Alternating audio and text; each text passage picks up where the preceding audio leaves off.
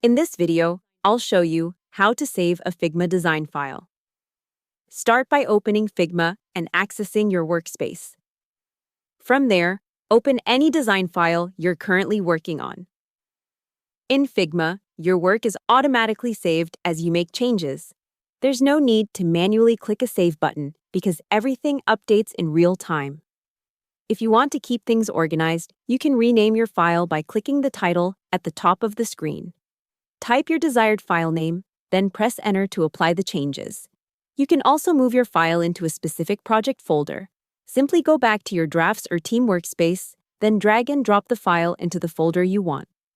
For extra safety, you can create a copy of your file. Just click on the main menu, then select Duplicate to make a backup version. You can save it to your computer by clicking the Figma logo, File, Save Local Copy. Then select where do you want to save in your computer. And that's it. Your Figma design file is automatically saved and securely stored in your account, ready for you to access anytime. Hope the tutorial was helpful. Subscribe to my channel and see you in the next video.